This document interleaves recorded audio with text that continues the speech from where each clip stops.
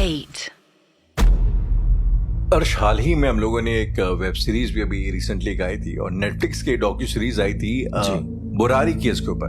बुरारी को केस जिसके ऊपर house of horrors, the house of horrors, हम दोनों उसके ऊपर काफी बातचीत कर चुके हैं, लाइव शोज पे बातचीत कर चुके हैं। अच्छा, कभी मुझे लगता है कि ये जो हमारा जो ये बेल्ट है नोएडा, गाजियाबाद, दिल्ली, एनसीआर का, मुझे लगता है इतनी सारी हॉरर स्टोरीज एसोसिएटेड है इन जगहों के साथ। बहुत सारी मिस्ट्रीज इन्वॉल्व, बहुत सारी मिस्ट्रीज इन्वॉल्व है, एसोसिएटेड है। लाइक फॉर एग्जांपल, जब भी बात होती है हॉरर स्टोरीज की, तो मुझे ऐसा लगता है कि जो डिठारी कांड हुआ था जी, तो उससे ज्यादा हॉरिफाइंग केस मुझे लगता नहीं शायद देश में और कोई दूसरा हुआ है। If you can just explain, because बहुत सारे ऐसे भी लोग होंगे जो शायद अवेयर ना हो इस केस से। तो वैसे मुझे लगता नहीं कि बहुत सारे लोग इससे अवेयर नहीं होंगे, बट द थिंग इज कि निठारी जगह का नाम है जहाँ पे एक घर हुआ करता था जिसमें एक मिडिल एज मैन रहते थे।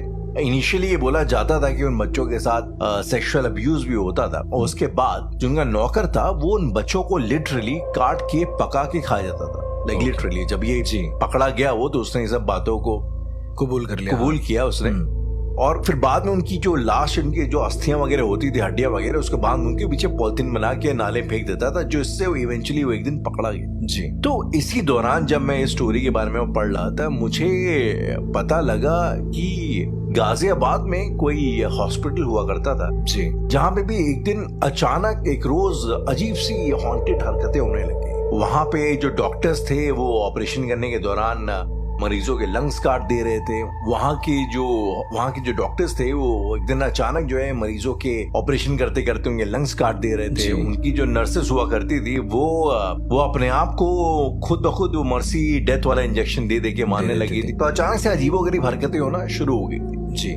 तो मैं आज तक, और वो ऐसा रहस्य है जिसके बारे में आज तक कुछ खास पता मीडिया में तो एटलीस्ट नहीं लग पाया। जी, ये गाजियाबाद का एक हॉस्पिटल था, काफी फेमस है। इनफैक्ट बहुत सारे लोगों को उस समय ये डर लगने लगा था कि उस हॉस्पिटल में जाएं या ना जाएं। जी, नाम शायद हम लोग नहीं लेंगे just because of some issues. ये हॉस्पिटल का अपना एक पर्सनल सिनेरियो है। द थिंग इज राहुल, इन सब की शुरुआत हुई थी जब हॉस्पिटल में लगी थी आग। अच्छा राहुल, अगर मैं आपसे सिंपल भाषा में पूछूं, जब आप हॉस्पिटल जाते हैं तो एक अलग सा आपको सिनेरियो लगता है वहां पे, जब आप किसी पोस्टमार्टम हाउस के पास जाते हैं या फिर हॉस्पिटल में कुछ अजीब सी वाइब आती है कभी आपको रात में रुकने में?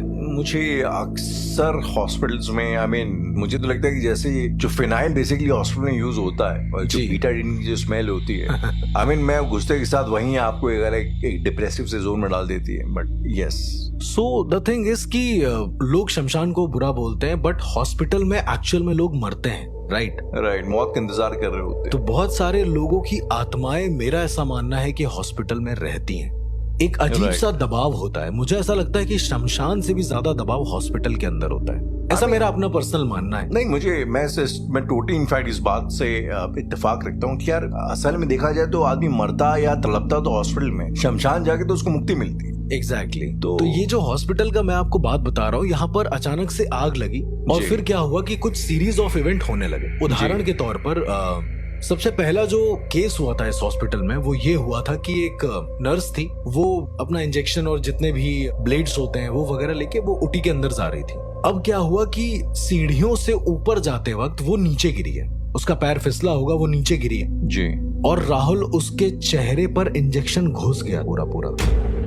उसकी जो निडल थी वो घुस चुकी थी, जो ब्लेड थी वो उसके नस में लग चुकी थी। तो मतलब उसकी जो मौत थी बहुत ज्यादा ब्रूटल थी। लेकिन अगर जरा सोचिए, वो सारा सामान पैक है और नर्स जो है जमीन पे गिरी है, क्या निडल उसके सर में घुस सकती है अपने आप? नहीं, पर उसकी जो मौत हुई थी वो इसी तरीके से हुई थी। ओके, 2 निडल उसके गले में घुसी हुई थी। उसने खुद डाली थी या? अब लोग कहते हैं कि सिर्फ वो गिरी थी, गिरने भर से ये हो गया। मेरा तो ऐसा मानना नहीं कि सिर्फ गिरने भर से ये चीज हो सकती है। ये बहुत ज्यादा खतरनाक है राहुल। और हॉस्पिटल में मतलब वैसे भी लोगों को डर लगता है। मैंने ऐसे कई बार लोगों से सुना है कि रात में रुकने में उन लोगों को कई अलग अलग चीजें सुनाई देती हैं, आवाज आती थी। इनफैक्ट उसी हॉस्पिटल में जो काम करने वाले लोग होते थे जी, वो रात को वॉशरूम तक नहीं जाते थे, ये सोचकर कि अगर वो वहां जाएंगे तो उन्हें कोई पेशेंट दिखता है खड़ा हुआ। ओके, उनका बार बार ये कहना था कि उन्हें एक पेशेंट दिखता है जो ये कहता है कि मुझे जिंदा कर दो, मुझे जिंदा कर दो। वो पेशेंट सिर्फ इतनी बात कहकर अचानक से गायब हो जाता है जी। इसके बाद जो दूसरी मौत हुई उस हॉस्पिटल में वो और भी ज्यादा खतरनाक हुई। वो हॉस्पिटल में ये हुआ कि एक बॉडी आती है जी, जिसको चोट लग गई थी या कुछ ऐसा, तो नर्स जो उसको ले जा रही थी ऑपरेशन थिएटर की ओर जी, अचानक से क्या हुआ, 4 नर्सेस थी और एक डॉक्टर थे, वो चारों के चारों ओटी के बाहर खड़े हो गए। ओके। ये सबने देखा वहां पर, जितने भी हॉस्पिटल में लोग मौजूद थे। ये वहां की रियल घटना है? ये रियल घटना है। तो वो चारों के चारों उस बॉडी को लेकर वहीं खड़े हो गए। वो ओटी के अंदर जा नहीं रहे थे और खड़े भी ऐसे हो गए जैसे उनके शरीर में जान नहीं है, बिल्कुल स्तब्ध एकदम और चेहरा नीचे। ओके। अब जरा सोचिए, वो इंसान तड़प रहा है लेकिन अंदर लेके जाया नहीं जा रहा है। वो होता है ना, अंदर तक कुछ पेरेंट्स भी होते हैं जो आ जाते हैं साथ में और कहते हैं कि चलिए चलिए। वो पेरेंट्स कहने लगे कि चलो अंदर, तो डॉक्टर लोग जा ही नहीं रहे, वो वहीं खड़े हैं, जबकि उनका तो फर्ज है ना कि ओटी के अंदर ले जाके उनको ऑपरेशन करना। राइट। जब तक वो पेशेंट मर नहीं गया है राहुल, ये डॉक्टर, वो चारों नर्सेस अपनी जगह से हिले ही नहीं है। ऐसा जैसे उनको किसी ने वश में कर रखा हो। मतलब वो लोग जम गए थे। एग्जैक्टली। उनको धक्का भी दिया जा रहा है, वो लोग उस जगह से हिल ही नहीं रहे, जैसे वो पत्थर के हो गए हो। उस स्ट्रेचर को खींचा जा रहा है, वो भी नहीं खींच रहा है। 5 मिनट के बाद जब वो मर गया है, अचानक से इनको होश आया है। तो इन लोगों से जब पूछा गया तो ये लोग कह रहे हैं कि हमें ऐसा लग रहा था कि हम ऑपरेशन कर रहे हैं। ओटी के बाहर खड़े होकर इनको ऐसा ब्रेन में हेलुसिनेट हो रहा था कि ये लोग ऑपरेशन कर रहे हैं और इसलिए ये लोग मूव नहीं कर रहे थे वहां से। उन लोगों के ऊपर केस हुआ और उन लोगों को निकाल दिया गया। ओके। पर नोबडी कंसिडर दिस कि ये एक सुपर नेचुरल घटना है। सबको ये लगा कि सारे लोगों की ब्रेन का कुछ इशू होगा, लोग पागल होंगे या फिर पैसे कमाने के चक्कर में ऐसा कुछ। तो ये अलग अलग मीडिया ने अलग अलग न्यूज बना दी। उस हॉस्पिटल में एक के बाद एक हॉन्टेड घटनाएं होती रही राहुल। अच्छा, मसलन एक और घटना ऐसी हुई थी जो मुझे याद है एक्चुअली। मुझे मेरे दोस्त ने बताई थी कि वो अपने बुआ को लेकर गया था हॉस्पिटल में। ओके। कुछ चेकअप के लिए, सिटी स्कैन वगैरह के लिए। उसने सिटी स्कैन करवाया। ओके। तो बुआ बता रही थी सिटी स्कैन करने से पहले बॉडी पे एक लिक्विड लगाया जाता है, देन उसके बाद वो होता है। उनकी बुआ ने क्या देखा कि जब उनका सिटी स्कैन हो रहा है, जब उन्होंने आंख खोली है ऊपर, तो देखा है एक और औरत लेटी हुई है उन्हीं के पैरेलल में, जिसका सिटी स्कैन कोई और डॉक्टर कर रहा है। उसको ऐसा लगा, मरीज को? उनको लगा नहीं, उनको दिख रहा है साफ साफ। मेरी बुआ ने कहा भी कि वो ऊपर कौन है, तो डॉक्टर ने ऊपर देखा, बोला कोई भी तो नहीं है, ऊपर तो दीवार थी नॉर्मल। जी। बट वो बुआ को साफ साफ दिख रहा था कि किसी और लेडी का सिटी स्कैन चल रहा है उनके जस्ट ऊपर। हाँ, और वो लेडी पूरी की पूरी जली हुई है। Oh my God. इसके बाद बुआ आ गई वहां से, उनको दवा वगैरह दी गई। दोबारा उनको एक दिन के लिए हॉस्पिटल में एडमिट किया गया था। स्टोन का ऑपरेशन था शायद उनका। एक दिन के लिए वहां पर रखा गया। उस रात मेरे दोस्त की बुआ ने जो देखा वो बहुत ज्यादा खतरनाक था राहुल। मेरे दोस्त की बुआ ने ये देखा कि उनका पैर पकड़कर कोई खींच रहा है। वो अचानक से बेड से उठी, क्योंकि अगले दिन उनका ऑपरेशन था। वो क्या देखती हैं कि चारों तरफ जो मरीज लेटे हुए हैं, सब लोग अपनी अपनी किडनी को छू रहे हैं। अब वो क्या कर रहे हैं उनको बुआ को ठीक से समझ नहीं आया। फिर उन्होंने और एक बार ध्यान से देखा तो वो लोग ब्लेड से अपनी ही किडनियां निकाल रहे थे। अब ऐसा उनको हेलुसिनेट हुआ, क्योंकि सच में ये हो नहीं सकता, पॉसिबल नहीं है। खैर, इसके बाद अगले दिन उनका ऑपरेशन हुआ। ऑपरेशन के दौरान इनकी बुआ को ये लगा कि जो डॉक्टर है जो ऑपरेशन कर रहा है, क्योंकि लेजर से ऑपरेशन हो रहा था, तो जो डॉक्टर ऑपरेशन कर रहा है वो आराम से खड़ा है। वो लेजर उनके लगती ही जा रही है। लेजर का क्या होता है कि एक जगह लगाओ फिर हटाओ ऐसा करके, पर वो उनके लेजर बहुत ज्यादा लग रही थी। तो उन्होंने क्योंकि उस समय पे बेहोश कर दिया जाता है, हल्का सा लाइट कॉन्शियस रखा जाता है, तो उनकी बुआ ने मतलब एक रिएक्ट करा कि उनको लग रही है। तब डॉक्टर को होश आया कि एक्चुअली इनको लग रही है। ये 2012 या 2011 के आसपास की बात है जी। खैर, ये सारी चीज उसने मुझको बताई, मैंने इग्नोर कर दिया कि यार हॉस्पिटल में शायद कुछ ऐसा हो रहा होगा। पर धीरे धीरे क्या हुआ, उस हॉस्पिटल की घटनाएं पेपर में आने लगी। एक घटना जो मैंने उस पेपर में पढ़ी थी वो ये थी कि वहां के डॉक्टर ने लंग इन्फेक्शन का कोई मरीज होगा जी, उसके लंग में इंजेक्शन दे दिया था, एक ऐसा जिससे इंसान मर जाता है। जहर दे दिया था एक, इनफैक्ट ये शायद ये मैंने भी सुना है। ये बहुत फेमस हुआ था एक टाइम पे पेपर में। और ऐसे ही एक और केस आया राहुल, जहां पर डॉक्टर ने इंटेस्टाइन का ऑपरेशन करते समय इंटेस्टाइन काट दी मरीज की।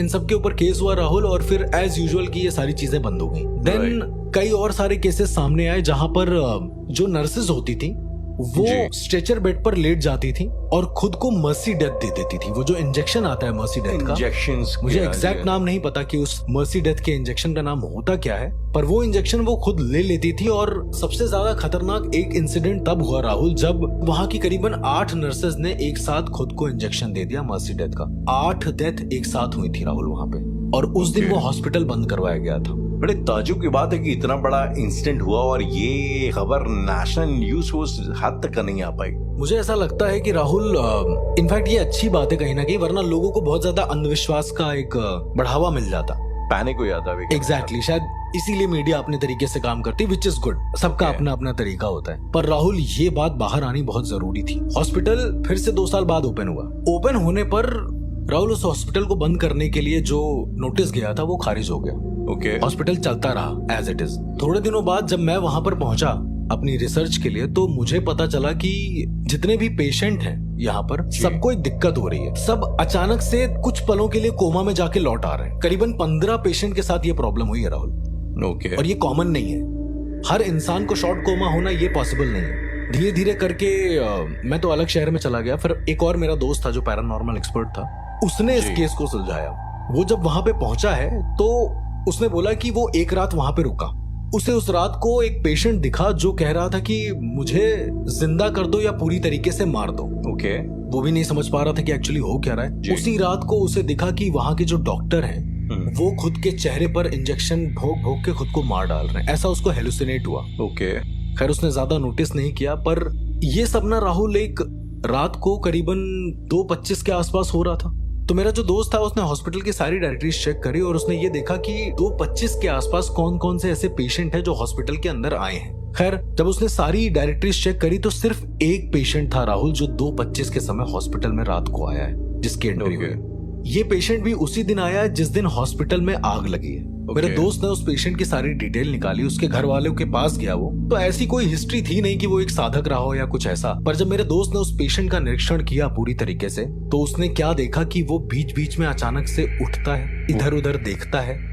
वही पेशेंट, और फिर पेशेंट कोमा में था। एग्जैक्टली। और फिर से वो कोमा में चला जाता है। लेकिन एक अजीब चीज देखी मेरे दोस्त ने कि वो बीच में उठता है, वो हाथ से कुछ अलग अलग मुद्राएं बनाता है, तंत्र की मुद्राएं। वो मुद्राएं अक्सर स्वप्न आयाम में जाने के लिए होती हैं। मतलब आप ड्रीम डायमेंशन में कैसे जा सकते हैं, वो मुद्रा उसमें हेल्प करती है। हुआ क्या कि मेरे दोस्त ने भी ड्रीम डायमेंशन एक्सेस करने की कोशिश करी इसी इंसान के साथ। खुद का हाथ उसके हाथ से जोड़कर उसने कई सारे अलग अलग तरीके आजमाए। उसे पता चला कि ये इंसान क्या काम कर रहा है कि जो उस दुनिया की आत्माएं हैं स्वप्न में जाकर, सपने में जाकर वो उस दुनिया की आत्माओं से संपर्क बना रहा है इस दुनिया में परमानेंटली वापस आने के लिए। ये उसे कैसे पता लगा आपके दोस्त को? क्योंकि वो भी ड्रीम डायमेंशन में उसके साथ गया, ऐसा उसका कहना है। वरना वो ये इस केस को सॉल्व कर ही नहीं पाता। अगर ये उसकी मनगढ़ंत बातें होती तो वो इसे कभी सॉल्व नहीं कर पाता। ये जो ड्रीम डायमेंशन में जाने वाली जो चीज होती है, क्या ये वैसी होती है जैसे इंसेप्शन फिल्म में दिखाई गई? सेम वैसे ही होती है। द थिंग इज कि मेरे दोस्त ने जब ये आयामों में जाना शुरू किया तो उसने मुझे बताया कि उसे ऐसा हल्का से विजुलाइज हुआ कि ये इंसान किसी बड़ी सुपरनैचुरल एंटिटी से ये प्रे कर रहा है कि मुझे इस दुनिया में वापस ले आओ। फॉर दैट वो बड़ी एंटिटी कह रही है कि उसके लिए मुझे तुम्हारे ऑरा के जरिए, मतलब तुम्हारी बॉडी का जो ऑरा है उसके जरिए जहां पर तुम हो उस जगह पर करीबन 70 से 80 जाने चाहिए। 70 से 80 जाने चाहिए? एग्जैक्टली। और उस हॉस्पिटल में करीबन 50 लोग ऑलरेडी मर चुके थे। I mean, ये कौन सी एंटिटी थी जिसने इस? देखिए ऐसा कोई पर्टिकुलर स्पेसिफिक नाम नहीं हो सकता। कुछ तो एंटिटी थी जो मेरे दोस्त ने देखी, क्योंकि मैं नहीं था उस केस में। राइट। उसने बोला कि तभी जाने जा रही थी और लोग ब्रूटली मर रहे थे, बहुत ज्यादा ब्रूटली। अनटाइमली मौत हो रही थी, यानी ये सब आत्माएं भी भटकने वाली थी, सेम वैसे ही। खैर इसके बाद जब मेरे दोस्त ने ये सारी चीजें देखी तो डॉक्टर को ये बोला कि इसको मर्सी डेथ दे दो जब ये नहीं मर रहा है। पर डॉक्टर्स की यहाँ पर गलती ये थी कि डॉक्टर पैसे कमाने के चक्कर में, उसकी फैमिली से, थोड़ा अमीर इंसान था वो, उसे उसी हॉस्पिटल में कंटिन्यू रख रहे थे और बोल रहे थे कि कोमा में है, ठीक हो जाएगा, कोमा में है, ठीक हो जाएगा। पर वो इंसान एक्चुअली मौत चाहता था। वो इंसान एक्चुअली में ये चाहता था कि वो मर जाए, क्योंकि इतना ज्यादा पेनफुल जिंदगी जी रहा था। पर धीरे धीरे क्या हुआ कि कभी कभी हमारी आत्माएं नेगेटिव आत्माओं के संपर्क में आके इतना ज्यादा करप्ट हो जाती हैं कि हम अपनी असली जिंदगी भूल जाते हैं। क्योंकि ऑरा ही तो हमारी स्पिरिट से जुड़ा होता है, राइट जी। वही हमारी स्पिरिट को पॉजिटिव या नेगेटिव बना देता है। स्पिरिट तो न्यूट्रल होती है एक तरीके से, बट ऑरा तो जुड़ता है, राइट।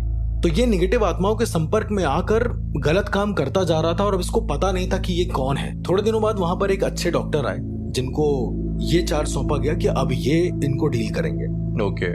इसके बाद जब इन डॉक्टर ने अच्छे से ट्रीटमेंट दिया है, ये इंसान 10 मिनट के लिए होश में आया है सबके सामने, और इसके सामने इसका बच्चा था, इसकी पूरी फैमिली थी। इसको बताया गया कि ये तुम्हारा बच्चा है, ऐसा ऐसा। लेकिन इसका यही कहना था कि मुझे जाने चाहिए सबकी, क्योंकि ये वो बोल नहीं रहा था ना।